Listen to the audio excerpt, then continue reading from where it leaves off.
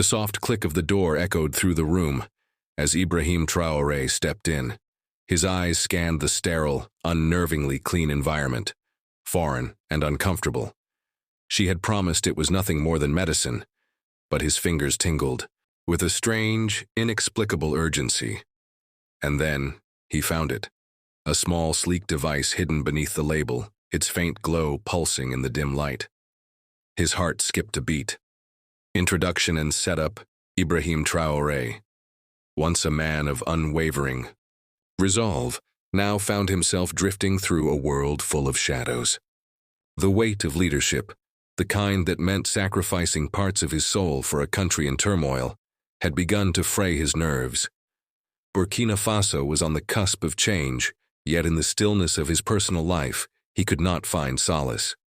The room was quiet, almost eerily so, save for the faint hum of the fluorescent lights above.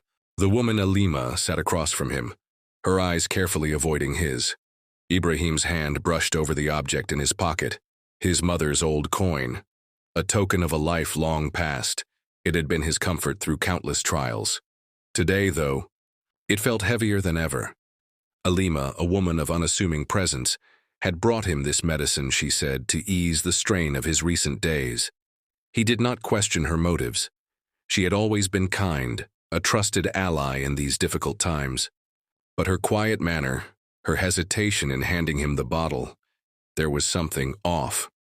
The bottle was small, like a perfume flask, its label clean and simple. Medicine, it claimed, for stress. Ibrahim had seen his fair share of concoctions, but nothing had ever been as seamless as this. As he held the bottle, his mind wandered back to a recent briefing where whispers of spies and double agents had danced around his thoughts.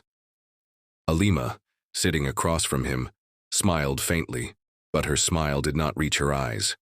Conflict or challenge introduced.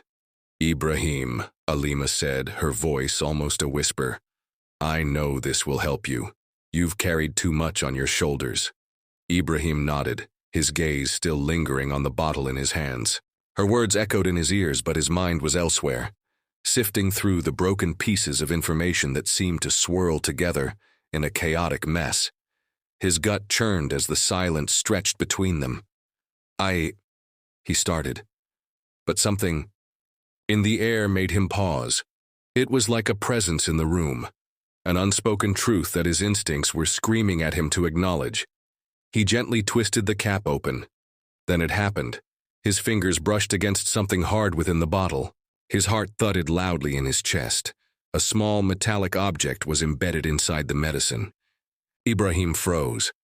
It was too clean, too perfect. No, it wasn't a mistake. It wasn't a trick of light or his mind playing tricks. This was deliberate. A spy device. Midpoint revelation or twist. Ibrahim's mind raced.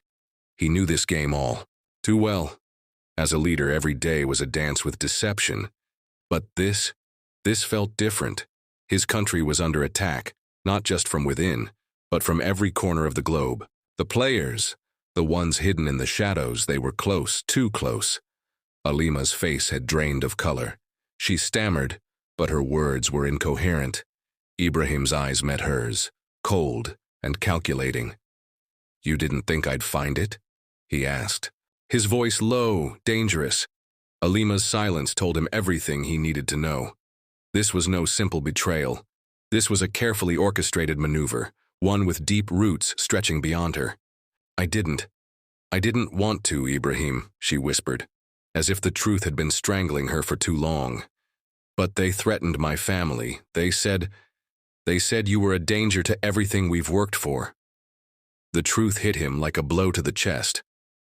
She had been blackmailed, manipulated into playing a role she never wanted.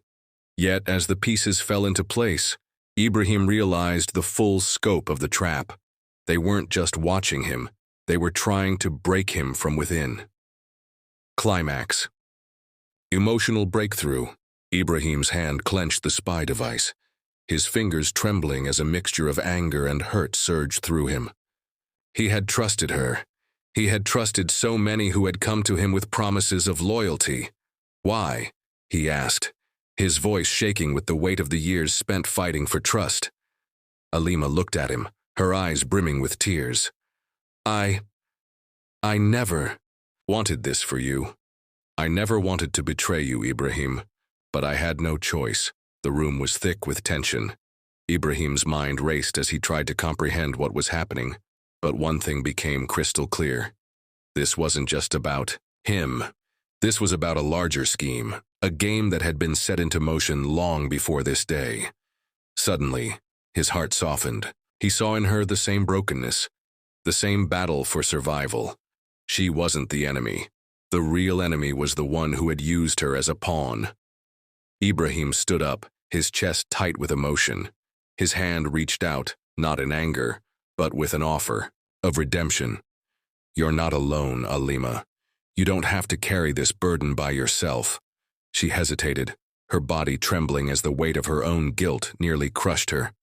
But in Ibrahim's eyes, she saw something that had been missing from her life for so long: compassion, resolution, and quiet closure.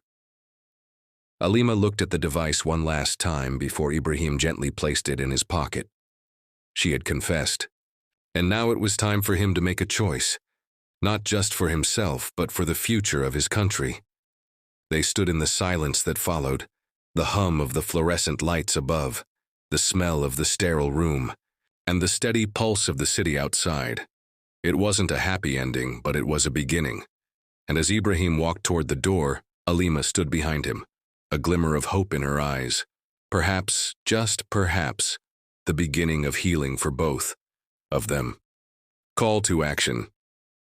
If this story touched your heart, consider subscribing for more inspiring tales of hope, healing, and unexpected kindness. Hit the like button and share this with someone who needs it today.